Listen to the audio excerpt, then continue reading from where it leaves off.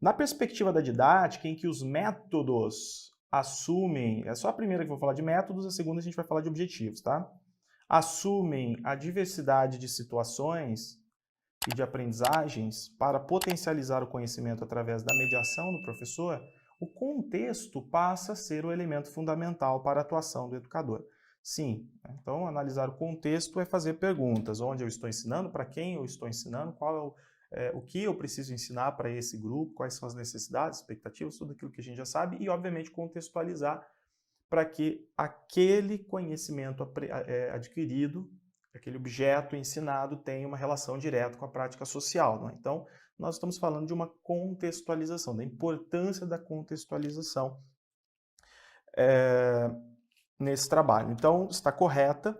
Os objetivos de ensino devem auxiliar o professor a definir e delimitar com clareza o que se pretende com o processo de ensino, sendo fundamental para a sua atuação profissional escolher técnicas, recursos, materiais e formas de avaliação. Assim, o planejamento é uma atividade inerente ao trabalho do professor e ao ambiente escolar, não devendo ser desprezado pelos profissionais das instituições de ensino. Tranquilo, não é? Então, aqui os objetivos de ensino devem auxiliar o professor a definir e delimitar com clareza o que se pretende com o processo de ensino. Ponto de partida são os objetivos. Primeiro, quais são os objetivos? Beleza, é esse aluno que eu quero formar, é isso que eu quero que ele me apresente, enfim, o que eu vou ensinar para que eu ajude esse aluno a aprender isso e desenvolver essa formação. E como eu vou fazer isso? Na sequência, vem os métodos. 1 e 2 estão corretas. Correta, então, aqui as duas, letra A, as duas afirmativas são verdadeiras. 2. Em relação aos objetivos de ensino, é correto afirmar que são classificados em 3 domínios: cognitivo, afetivo e de aprendizagem. Aqui ele diz assim, são de grande valia para... Então aqui não, tá? Se nós seguirmos, por exemplo, esse livro Didática Geral do Claudino Piletti, seria cognitivo, afetivo e psicomotor, em vez de aprendizagem, e psicomotor, seriam os domínios. São de grande valia para o professor, mas não para os alunos, nada a ver. Devem ser claros e precisos. Quem disse, Berenice? Todo mundo. Ora, todos os autores dizem isso. Os objetivos precisam ser claros e precisos. E aqui, ser claro e preciso é tanto para o professor, obviamente, porque ele orienta toda a prática educativa, como também para os alunos, que vão entender qual é a expectativa do professor, que o professor tem com relação à sua aprendizagem, o que ele precisa entregar ao professor. Por isso que a gente diz que a gente, né, eu no meio desse povo aí, não, o Libânio, esses caras aí. Por isso que eles dizem o quê? Que os objetivos claros, eles têm uma relação muito forte com a avaliação. Por quê, Vinícius? Porque essa avaliação aqui, como a gente vai estudar em algum momento, em alguma live, avaliação de forma específica, a avaliação, ela não deve se preocupar apenas com a verificação daquilo que o aluno aprendeu com relação ao conteúdo. Simplesmente no sentido da verificação, da formalidade, ou seja, e aí, o que você aprendeu? Mostra aí, faz a prova e o professor dá a nota. A nota seria o quê? A prova, o conhecimento do aluno é um produto e a nota é a troca, né? Então, em troca do produto que eu estou te dando, você me dá a nota. Bem, não, quando a gente fala de avaliação numa perspectiva dialética libertadora, Celso Santos Vasconcelos, avaliação mediadora, Jussara Hoffmann, avaliação crítica, Libânio, dentre outros, Lucchesi, né, quando vai também analisar a avaliação numa perspectiva crítica, enfim. Esses autores entendem que a avaliação é um instrumento para ajudar o aluno a se desenvolver durante todo o processo. Por mais que a gente tenha momentos diferentes de avaliação, momento inicial, diagnóstico, momento processual, avaliação formativa, avaliação no momento final, somativa, por mais que existam esses momentos com funções diversas, a avaliação serve para quê? Para dar nota? Não, existe algo muito mais importante do que dar nota, que é formar o sujeito, ter certeza que o aluno está percorrendo um caminho que está sendo bom para a formação dele, ele está aprendendo durante esse processo. Então, se nós tivermos clareza dos objetivos, a avaliação vai trabalhar em prol dos objetivos, para que esses objetivos sejam alcançados. Logo, nós temos um eixo. Luiz Carlos de Freitas escreveu um livro recentemente, Avaliação da Educação. Recentemente não foi recentemente não. Junto com outros autores, Avaliação da Educação, já faz uns anos, em que ele diz o seguinte, que é importante que existam dois eixos bem definidos na prática educativa. De um lado, objetivos e avaliação, de outro, metodologia e conteúdos. É óbvio que esses eixos se interligam, né? Com certeza. Mas por que ele coloca objetivos e avaliação num eixo? Porque ele entende que se eu tiver clareza dos objetivos, eu vou fazer de tudo para construir um processo avaliativo que não serve para classificar e punir o aluno, mas para fazer com que o aluno alcance esses objetivos. Massa? Beleza, Tereza. Então vamos lá. Aqui, ó, como é questão de verdadeiro ou falso, de certo ou errado, né? Galera que faz essas provas sempre vão tensas para a prova. Então eu vou usar um vermelho aqui. Aliás, eu vou usar esse vermelho aqui, um vermelho hemorragia mesmo, para causar espanto. Olha lá. Os objetivos de ensino orientam a escolha dos conteúdos e dos procedimentos pedagógicos. Está certo ou está errado? Disseram eles. Tá certo, não é, gente? Então, os objetivos de ensino orientam a escolha dos conteúdos e dos procedimentos pedagógicos. Tendo clareza dos objetivos, nós vamos organizar, então, selecionar conteúdos, organizar a prática pedagógica, escolher metodologia para que eles sejam alcançados. Então, está certo. A outra, os objetivos de ensino constituem exigência indispensável para o trabalho do professor, dada a necessária padronização dos métodos de ensino para a manutenção da harmonia escolar. Então, a questão ela já traz uma nomenclatura, né, que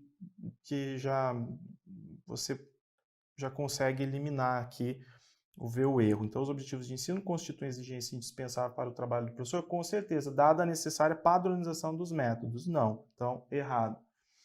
Uma definição clássica dos objetivos de ensino os agrupa em 3 áreas: objetivos cognitivos, afetivos e psicomotores. Sim, essa definição aqui, gente, é uma definição clássica que, assim, vários autores devem, de repente, trazer e tal, mas eu sei que o Claudino Piletti traz, então eu já cito ele, tá bom? Então, ele traz esses domínios aqui, objetivos cognitivos, afetivos e psicomotores. Certíssimo! Ó, nós acertamos aqui, ó, a gente já está nos 5 mil, 10 mil, 20 mil, vamos para o 1 milhão. Agora aqui, os objetivos da educação, que equivalem às metas de ensino, não interferem na atuação dos atores do processo de ensino-aprendizagem em sala de aula. Então, não interferem, interferem sim. O que ele diz aqui é o seguinte: como que o professor vai, né, agir, o aluno, forma como as atividades serão organizadas, as relações, tudo isso sofre interferências. Então, essa aqui está errada. E, por fim, o professor deve ter os objetivos educacionais como ponto de partida para a realização do seu trabalho pedagógico. Está certo. Ok? Em seu livro Repensando a Didática, Ilma Veiga, Ilma Passos Veiga, Passos aqui está em letra minúscula, né? Apresenta um texto de Antônia Alzina Lopes, em que a autora, tratando de planejamento, afirma: os conteúdos que constituem o saber elaborado não poderão ser considerados de forma estática e acabada, pois são conhecimentos dinâmicos articulados dialeticamente com a realidade histórico-social. Então, tá aqui, né? Ela já deu para nós um complemento interessante que a gente, inclusive, vai ao encontro do que nós estamos falando. Os conteúdos que constituem o saber elaborado. O que é o saber elaborado? É o saber científico, saber produzido historicamente pelos homens. Não poderão ser considerados de forma estática e acabada. Sempre como? Sempre de forma dinâmica, pois são conhecimentos dinâmicos articulados dialeticamente. De forma estática e acabada, a gente vai compreender o conhecimento a partir do cientificismo, a partir do racionalismo, a partir do cartesianismo, enfim. Então, a partir desse paradigma mais racionalista. Superando isso, então, está aqui, conhecimentos dinâmicos articulados dialeticamente com a realidade histórico-social. Nestes termos, precisam ser conduzidos para que, ao mesmo tempo em que transmitam a cultura acumulada, contribuam para a produção de novos conhecimentos. O processo educativo, ele deixa então de ser um processo de mera reprodução daquilo que existe para ser um processo de construção de conhecimentos e reconstrução, produção e reconstrução de conhecimentos, né?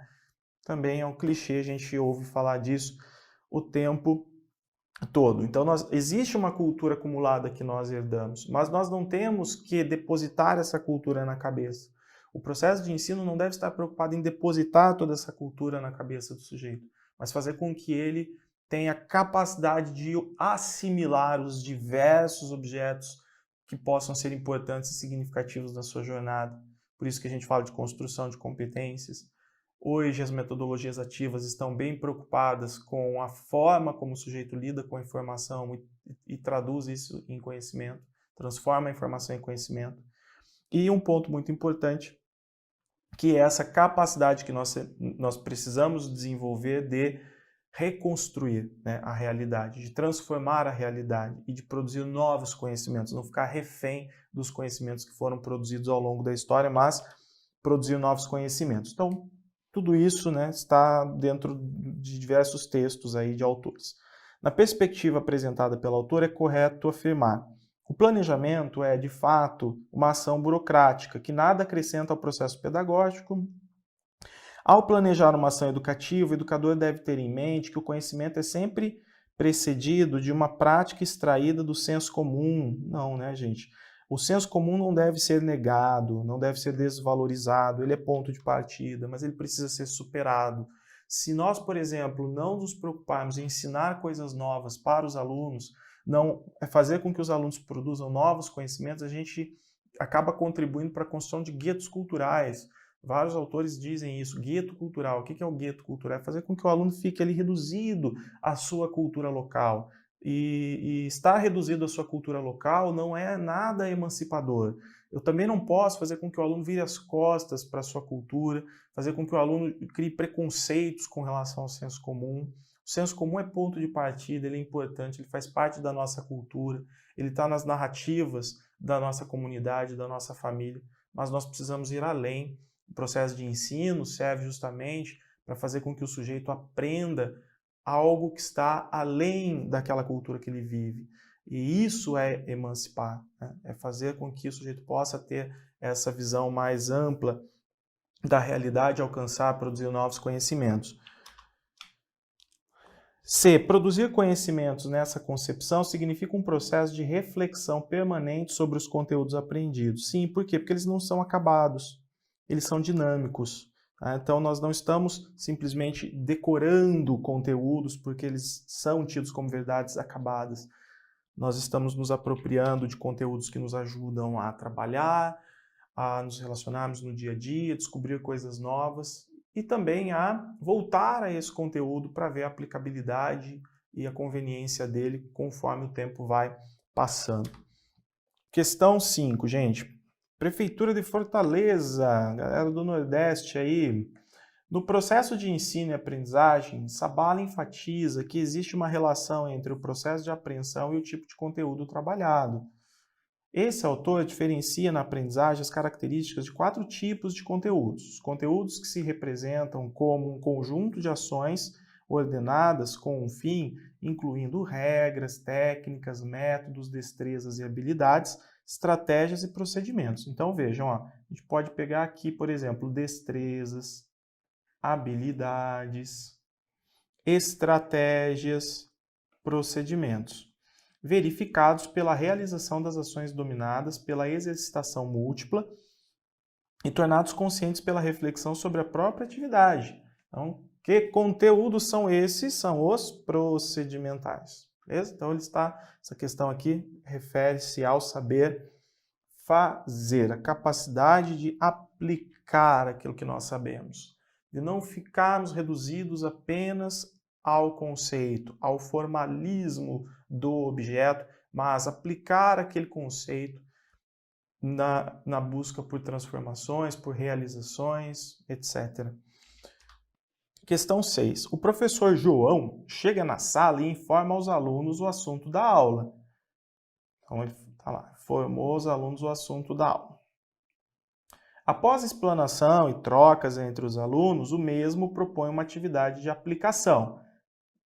Pá, explicou o assunto, agora vai aplicar. Ao final da aula, João acolhe as diversas percepções dos alunos que, empolgados com a descoberta que tiveram, ficam instigados às novas aquisições que poderão adquirir nos próximos encontros. Essas novas aquisições aqui, elas estão bem relacionadas a quê? Ao desejo, né? Desejo de estudar, de conhecer, ao querer saber mais. Isso começa a moldar a personalidade desse aluno, né? Dentro de sala de aula, dentro da escola. João diz aos colegas que seguiu tipologia de conteúdos.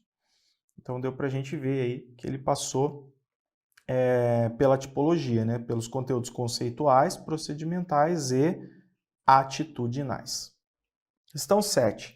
O tipo de conteúdo, as habilidades e as competências a serem desenvolvidas em determinada aula são previstos onde, gente? Então vejam lá, ó, qual que é o ponto de partida da prática mesmo, educativa. Então, qual conteúdo eu vou trabalhar? Né? Que habilidades e competências eu vou desenvolver com os alunos? Tudo isso eu vou definir a partir do momento que eu tenho os objetivos de ensino. Ok? Então, a prática educativa é definida a partir desses objetivos. Questão 8. O trabalho por projetos envolve um processo de construção, participação, cooperação, noções de valor humano, solidariedade, respeito mútuo, tolerância e formação da cidadania, tão necessários à sociedade emergente. Segundo Moura, pedagogia de projetos, trabalhar com projetos possibilita. Então, vejam, no caso aqui projetos, nós estamos falando de uma metodologia, tá? Alguns autores, gente, alguns textos, tá? Podem dizer de repente assim, projeto não é metodologia, não existe metodologia de projetos, existe pedagogia de projetos. Mas isso varia muito, tá? Vários autores entendem que existe uma metodologia de projetos, outros entendem que existe uma pedagogia de projetos, mas ela existe, tá bom? É um método, isso parte de um método novo, de uma forma nova de se trabalhar com os alunos. Então, por exemplo, a condução pelos docentes do processo de aprendizagem direcionando as atividades dos alunos. Ele quer correta? Trabalhar com projetos possibilita a condução pelos docentes do processo de aprendizagem direcionando as atividades dos alunos. Então, condução pelos docentes, o que nós falamos que é muito importante nessas metodologias novas? O protagonismo do sujeito. Protagonismo do sujeito. Aqui não tem protagonismo, então não pode ser essa A. Então, A está incorreta. A B, o resgate do educando para o processo de ensino-aprendizagem, no caso, o conhecimento através de um processo significativo. Beleza, vamos guardar essa aqui. C, a realização do ensino baseado na segmentação do conhecimento. Segmentação, conhecimento trabalhado de forma fragmentada, linear, em diferentes disciplinas. Não. O desenvolvimento da capacidade de memorização e reprodução de conteúdos, não também. A recuperação do método expositivo, não também. Então, é a B de bola. Todas as outras têm a ver com ensino tradicional, que nós falamos anteriormente. Questão 9. No processo de ensino, têm sido utilizadas situações-problemas como uma estratégia didática em relação às situações-problemas. Não. Vinícius, você não está vendo os pontos aqui. Vou de novo, hein? No processo de ensino tem sido utilizadas situações problemas como estratégia didática. Ponto, infeliz. Agora, em relação às situações problemas, julgue o item a seguir. São centradas no estudante, que deixa o papel de receptor passivo, assume o de agente principal e responsável pelo seu aprendizado, tá? Certo, não é? Por que trabalhar com situações problemas? Eu gostaria muito de, num determinado momento aqui, contribuir, a gente fazer uma live, não sei se isso vai ser tão já, por causa de outros compromissos, mas sobre neuroeducação, que é a minha especialização, tá? E a gente falar bastante sobre essa questão da aprendizagem e da importância dos problemas, da solução de problemas, e também quando que a solução de problemas se torna um problema para o aluno, né? Então, a gente sempre, quando nós vamos trabalhar falando de aprendizagem, nós temos que desafiar os alunos e entender o quê? que os objetivos, os conteúdos e metodologia, eles precisam sempre estar adequados ao aluno para desafiá-lo e não para gerar frustração. Muitas vezes, nós temos professores que forçam determinados conteúdos, formas de trabalho, fazem com que os alunos tenham que se adaptar como uma forma até disciplinar de educação, que mais frustra o aluno do que motiva o aluno para, estimula, né, e faz com que o aluno se motive para novas aprendizagens. Então, trabalhar com problemas tem a ver com isso. O aluno ele é desafiado, ele precisa buscar caminhos. Então, se ele não sabe, por exemplo, o caminho convencional, ele vai buscar alternativas para depois assimilar melhor o que seria o caminho convencional. E são vários os autores que trabalham com situações problemas e trazem esse tipo de didática. No ensino, por exemplo, da matemática, né? Como tem, por exemplo, o Guy Brusseau, que influencia bastante, traz vários estudos, dentre muitos outros autores. Então, seria muito legal. Estou só deixando aqui alguma coisa, porque de repente vocês comentam e a gente vai gerando uma ideia e quem sabe a gente não faz aí uma live. Qual outro ponto aqui? As sequências didáticas devem promover a aprendizagem. Então vejam que sequências didáticas, ó, eu não falei delas, só estou citando aqui na questão, porque o professor ele organiza. Então é esse o objeto que eu tenho para ensinar e é esse o objetivo, e o professor acaba definindo o que? Uma sequência didática. Então ele entende que essa metodologia é que vai ajudar o aluno a ir passando por etapas e dentro do seu ritmo também ir aprendendo de uma forma mais significativa. E o professor também ele tem aquele controle que eu falei, ele tem condições de ir avaliando o aluno e intervir de uma forma muito mais direta, de uma forma muito mais conveniente. Então, pensar em sequências didáticas é pensar em quê? Qual é o caminho, o meio, né? Tanto o caminho que eu vou utilizar para o aluno aprender, quanto os meios que eu vou explorar, tem a ver com a metodologia. Então, devem promover a aprendizagem. Para que as sequências didáticas sejam válidas, elas devem, entre outros aspectos, provocar um conflito cognitivo e promover a atividade mental do aluno. Porque o professor ele não fica transmitindo e dando tudo pronto para o aluno. Ele vai oferecendo apoio e desafio, apoio e desafio, desafio e apoio. Então, aqui também está certo. E a terceira, denomina-se estudo dirigido à metodologia de ensino fundamentada na aplicação de testes de prontidão. Como eu falei para vocês, existem muitos métodos, tá? Tem muita coisa para se estudar em termos de métodos. Mas o estudo dirigido, ele não está fundamentado em aplicação de testes de prontidão, não. Por que não? Porque o professor, ele não ensina diretamente, ele mais ajuda o aluno a aprender. Então, ele solicita uma tarefa, oferece as instruções para o aluno. Tá? Então, não é um teste de prontidão. O professor não ensina diretamente e nem promove teste de prontidão. Ele instrui, dá a tarefa e instrui como o aluno deve proceder para que o aluno tenha aquela experiência, aquele desafio. Então, aqui está errado. Beleza? E, por fim, a questão 10. Por metodologias ativas, entende-se as diferentes formas de desenvolver o processo de aprender que os professores utilizam, com a intenção da formação crítica de futuros profissionais em várias áreas do saber. São técnicas características das metodologias ativas de ensino. Então, olha aqui a relação entre técnica e metodologia, que interessante, não é? Quais são as técnicas características? Então, aqui, ó, vou utilizar, por exemplo, estudo de caso.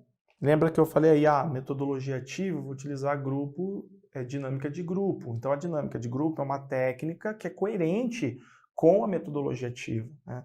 Então, qual é? Eu já vou na resposta já, porque é mais interessante, é só para você perceber aqui, ó, método da problematização é a técnica, tá?